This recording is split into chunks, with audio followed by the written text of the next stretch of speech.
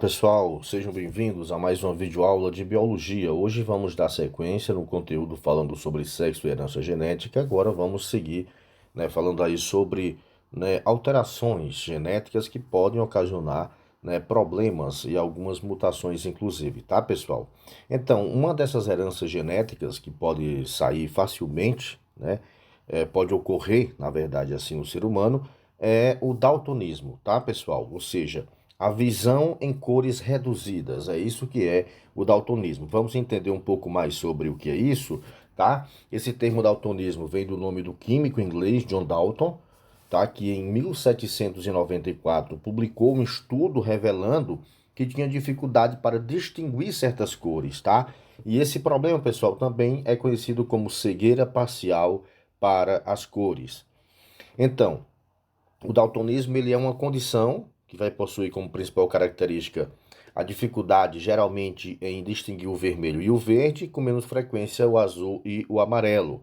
Ele é um distúrbio da visão, que vai interferir na percepção das cores, tá? Em maior ou menor grau, essa é uma única alteração visual que os daltônicos apresentam, tá? Um grupo muito pequeno tem uma visão acromática, ou seja, só enxerga tons de branco, cinza e preto, tá? Observem aqui, tá? As causas. Por que é causado o daltonismo? Na quase totalidade, pessoal, dos casos, o daltonismo ele é uma condição geneticamente hereditária e recessiva, ou seja, tem a ver com os genes recessivos, tá? Naquela questão que a gente viu os tipos de dominância, tá? Então, ela é ligada ao cromossomo X, tá? E raramente o transtorno vai afetar mulheres, né? Já que as mulheres possuem no seu cariótipo, principalmente nos cromossomos sexuais, 2x, XX. Então, se um cromossomo X está afetado, o outro por si só, como a doença é causada geralmente pelo gene recessivo, né? E a mulher com dois tem um dominante e um recessivo, então dificilmente vamos ter, mulheres aí com o daltonismo, já que essa tem dois cromossomos X e certamente o dominante está sadio, tá? Vamos nós aqui, ó. Quando as mulheres, recebem de um dos pais o cromossomo com a mutação genética, o outro, que é normal, compensa essa alteração, tá bem? Raros são os episódios de daltonismo não transmitidos por herança genética, mas adquiridos, em virtude de trauma nos órgãos da visão, tipo deslocamento da retina, tumores cerebrais ou lesões neurológicas podem ocasionar também o daltonismo. Mas eu lembro, como o próprio autor diz, são raros de acontecer, é muito raro de acontecer o daltonismo por conta desses fatores externos. Geralmente ela é uma condição ligada, à herança genética, tá, pessoal? Mecanismo anatômico. Aqui, na verdade, é só falando um pouco mais, sobre como que o olho ele faz, para poder enxergar. E aí, quando ocorre a questão do daltonismo, pessoal, é justamente por conta que essa mutação genética, se podemos dizer assim, vai interferir nesse processo do mecanismo anatômico. E aí a pessoa não consegue visualizar as cores da forma que elas são, tá? Então, por isso que é interessante também entender essa parte do mecanismo, tá bem, pessoal? Aqui nós temos um teste, que geralmente eles fazem, tá? Olha aqui, ó, as cores diversas, tá? E aí nós temos tipos de daltonismo, tá? Ou seja, a deficiência na visão das cores, ela vai ser de três tipos. O primeiro tipo, que é o que chamam de protanopia, ela tem uma diminuição ou uma ausência do pigmento vermelho, né? Nesse caso, a pessoa enxerga em tons de bege, marrom, verde ou cinza. Se for uma deuteranopia, aí vai ser a ausência ou a diminuição, dos cones verdes que são sensíveis às ondas de comprimento médio. Na falta desses, a pessoa enxerga em tons de marrom. E a tritanopia é uma dificuldade para enxergar as ondas curtas que são produzidas lá pelo mecanismo, da visão, tá? E aí, sem ela, os diferentes tons de azul e amarelo vai adquirir sempre tons rosados. Lembro para vocês que algumas pessoas podem apresentar a disfunção em dois tipos de cones e apenas distinguir uma das cores, em geral o verde ou o vermelho, tá? Aqui nós temos justamente, pessoal, né, mostrando, né, como é que o daltonismo, o daltônico, na verdade, ele vai enxergar dependendo do tipo de daltonismo, tá? Observem aqui que eu tenho uma imagem, né, original, tá aqui, todas as cores, tá? Aqui, quando tem a protanopia, observem, né, que já muda alguns tons, tá? Vão ficar diferentes. Aqui também na deuteranopia. E aí, quando ocorre a tritanopia, observem que as cores são bem diferentes mesmo que a pessoa enxerga. E raramente acontece também de ter daltônico que enxerga apenas nessas tonalidades, que é o que a gente chama de acromático, tá, pessoal? Passando adiante, o diagnóstico para você diagnosticar, né, se está com daltonismo, são 3 exames que permitem não só fazer o diagnóstico, também determina o grau de comprometimento, né, na percepção das cores, o anomaloscópio de Nagelmann, as lãs de Holmgren e o teste de cores de Ishihara. Esse teste é o mais comum, tá? Esse último utiliza, né, cartões aí com grande número de pontos coloridos que tem no centro uma letra ou um número só identificado pelas pessoas com visão normal, tá? Olha aqui, ó. Tratamento. Como é que se dá o tratamento das pessoas com daltonismo? A pessoa muitas vezes nem sabe que é portadora dessa condição, tá? O único recurso que não corrige o daltonismo, mas melhora um pouco, é a utilização de lentes de óculos, né, com filtro de cor, tá? Então, essa evolução tecnológica já está conseguindo também fazer isso. Mas, infelizmente, não tem cura porque é uma herança genética, tá? A não ser que seja um problema, como a gente viu, uma causa externa, que você venha a fazer uma cirurgia tipo deslocamento de retina. Se você conseguir voltar ela para o local, você pode enxergar normalmente. Mas aí, observem que foi causado o daltonismo por uma causa externa e não por uma herança genética, tá, pessoal? No Brasil, os portadores de daltonismo têm garantidos os direitos estabelecidos por a Convenção Interamericana para a eliminação de todas as formas de discriminação contra pessoas portadoras de deficiência, tá? Então, eles são garantidos também, né, por lei, tá? As formas mais leves de daltonismo, né, pouco interferem na qualidade de vida das pessoas, que podem tirar, né, a carta de motorista, já que eles conseguem associar, por exemplo, símbolos às cores, tá? Então não interfere bastante. Mas lembro para vocês que é uma disfunção que faz a pessoa ver as cores diferentes. E isso causa alguns constrangimentos também, tá? Isso aqui, pessoal, é o teste de Ishihara, tá? Pessoas com daltonismo não enxergam o número 2 que está aí dentro, tá? Então preste atenção aí, ó. Número 2, aí dentro tem o número 2, tá? Então, pessoas com daltonismo não vão enxergar esse número 2. Mesmo pessoas com daltonismo enxergam o número 12, tá? Tá ok aí, ó. Pessoas com daltonismo não enxergam o número 3. Se você estiver vendo aí o número 3, você não tem o daltonismo, tá? Pessoas com daltonismo não enxergam o número 57 que está aí dentro, tá bem? Observem aí. Pessoas com daltonismo não enxergam o número 29 que está aí constando também nesse cartão, tá? E a outro, passando adiante, né, aqui nessas questões das heranças genéticas, a gente chega na hemofilia. O que é a hemofilia? Ela vem do grego haima, que é sangue, e philein, amigo, né? Ela é uma doença genética em que a capacidade de coagulação do sangue ela é muito reduzida e a demora na coagulação vai provocar sangramentos aí prolongados em ferimentos ou hemorragias internas nas articulações e nos músculos. Ela é uma doença genético-hereditária, pessoal, caracterizando justamente por essa desordem no mecanismo de coagulação do sangue. Existem dois tipos de hemofilia, a A e a B. A hemofilia A ocorre por deficiência no fator 8 de coagulação do sangue e a hemofilia B por deficiência do fator 9, tá? Lembrando para vocês que essa doença pode ser classificada, né, segundo a quantidade do fator deficitário em 3 categorias. A hemofilia ela pode ser grave, né, com fator menor do que 1%. Ela pode ser moderada quando o fator varia de 1 a 5% e leve acima de 5%. Neste caso, às vezes a enfermidade passa despercebida até a idade adulta, mas é interessante sim tomar uma providência porque isso pode levar a um problema sério ao paciente. O que é que causa a hemofilia, pessoal? Justamente a mutação, tá? Que fica localizada no cromossomo X. Em geral, as mulheres não desenvolvem também a doença, tá? A hemofilia, mas elas são portadoras do defeito, tá? O filho do sexo masculino é quem pode manifestar a enfermidade, tá? No caso, quando ele herda, né, o cromossomo X da mãe. Tá bom, pessoal? O diagnóstico. Além dos sinais clínicos, o diagnóstico é feito por meio de um exame de sangue que mede justamente a dosagem do nível dos fatores 8 e 9 da coagulação do sangue, tá bem?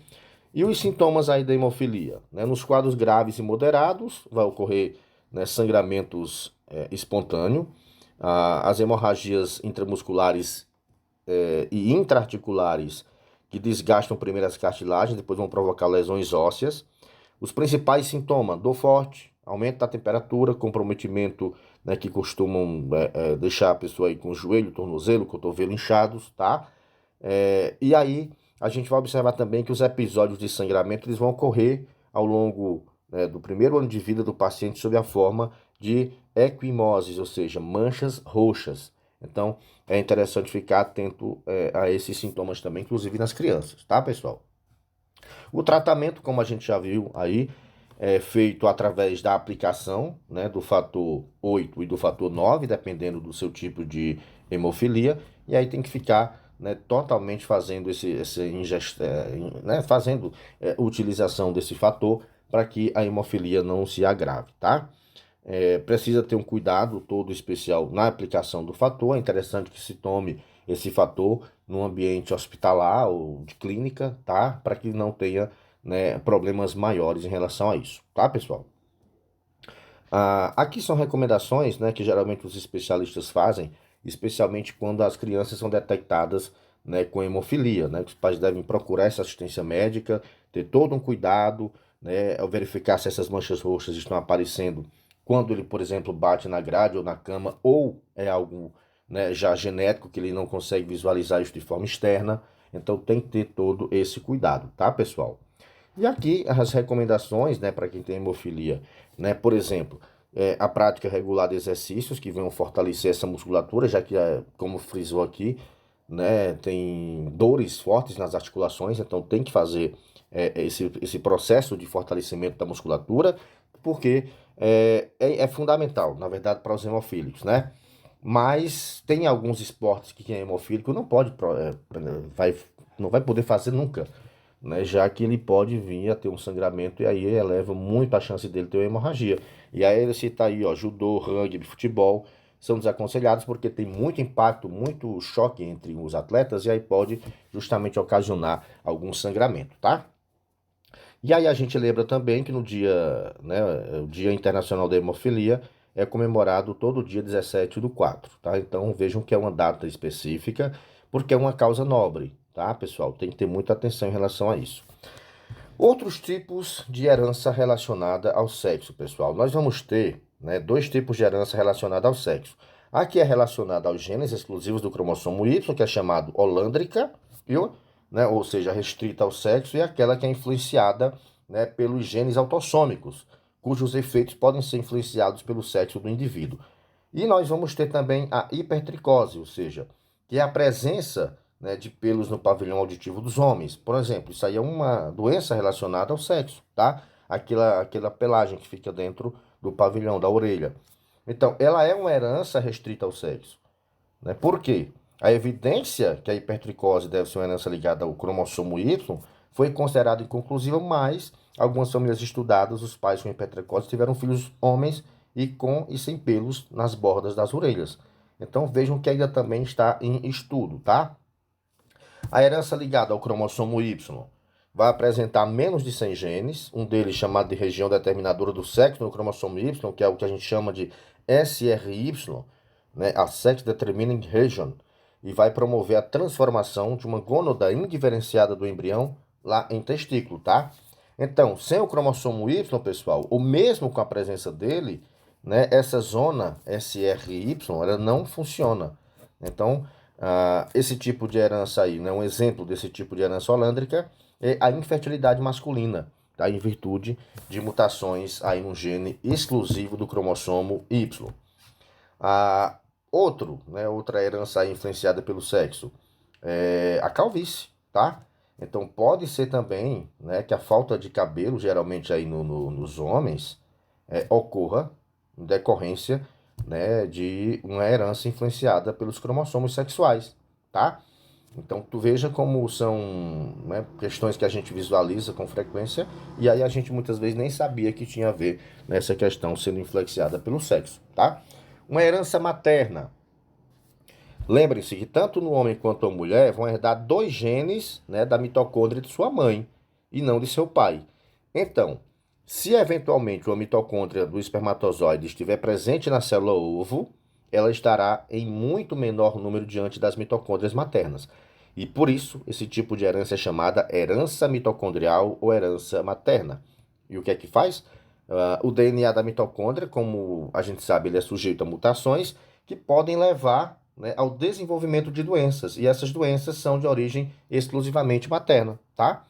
Porque, como a mitocôndria ela é responsável pela produção de energia na respiração aeróbica, esses problemas costumam afetar mais as células nervosas e musculares, né, que consomem grande quantidade de energia. Alterações nos cromossomos sexuais. Vamos observar aqui, ó. Nas células das fêmeas, pessoal, né, de mamíferos, a gente pode encontrar a cromatina sexual, cromossomo, tá? Onde está o material genético, né, o DNA. Essa cromatina, ela não está presente no núcleo das células masculinas, tá? Com o exame da cromatina sexual, é possível identificar diversas anomalias sexuais, como a síndrome de Turner, a de Klinefelter e a do Poli 10, o Poli X, né, que é o cromossomo X, que podem ocorrer por causa justamente de uma disjunção de cromossomos durante a meiose, ou seja, em vez de cada cromossomo sexual migrar para um dos polos, ambos migram para o mesmo polo. E aí afeta justamente, né, os cromossomos sexuais. Tá aí, ó, tá? Justamente ocorre isso. Ao invés de eles migrarem para polos separados, eles vão tudo para o mesmo lugar. E aí ocorre justamente essa disjunção, tá, pessoal? Síndrome de Turner. Essa síndrome, ela foi descrita em 38 pelo médico estadunidense Henry Turner. Ela resulta, na maioria dos casos, de uma não disjunção durante a formação do espermatozoide e a pessoa afetada é uma mulher com monossomia do cromossomo X. Atenção para esse detalhe. Síndrome de Turner vai afetar mulheres. Ao invés de ter os dois cromossomos, ele vai ter um cromossomo. Ela vai ter um cromossomo só. A monossomia do cromossomo X. Ou seja, o cariótipo é 45X e não 45XX, tá, pessoal? Ela geralmente ocorre aí em torno de 1 em 2.500 meninas, e a portadora desse tipo de síndrome apresenta baixa estatura, ovários ausentes, né, pescoço alado com pregas cutâneas bilaterais, também pode ter malformação das orelhas, maior frequência de problemas renais e cardiovasculares e é quase sempre estéril. Olha aqui, ah, as mulheres que têm síndrome de Turner, tá, pessoal? Ao invés de ter os dois cromossomos X, ela tem apenas um cromossomo X, tá ok? Aqui, normalmente as imagens, observem que é bem, né, desproporcional, né, as síndromes, as características físicas da mulher portadora da síndrome de Turner, tá? Observem aqui nessa parte do pescoço como é bem mais alargado, né? Então veja aí.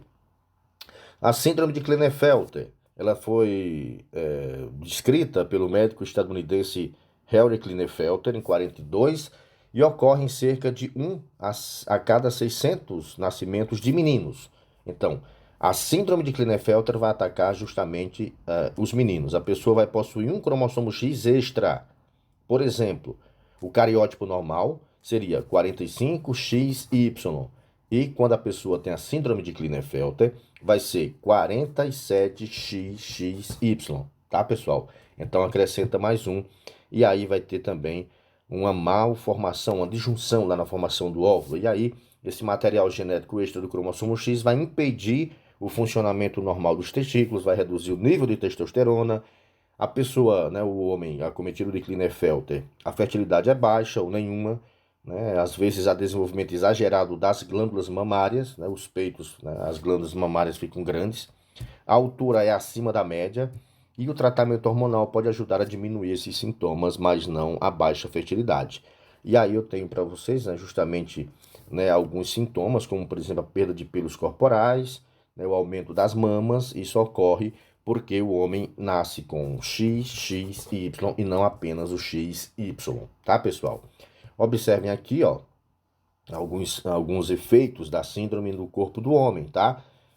Braços e pernas longas, os quadris bem alargados, a barba é rala, né? Tem tendência a ser calvo, né? Ficar careca, tendência a pelos na região do peito, crescimento dos seios, né? Os pelos pubianos femininos, testículos pequenos, então afeta bastante, né, o homem, a síndrome de Klinefelter, tá? E aqui eu trago para vocês um exemplo, né, do Pedro Sparhari, que ele tem 20 anos, é um atleta e ele vive, né, com essa síndrome de Klinefelter. Então, assim, vejam que afeta, né, uma boa parte de homens e que tem que saber para poder lidar, né, com essa questão, tá, pessoal? Pois muito bem, pessoal. Aqui a nossa videoaula de hoje se encerra. Espero que vocês possam acompanhar. Isso aqui será o conteúdo para nossa avaliação, tá bom? Então, uma boa noite para vocês e até a nossa próxima videoaula.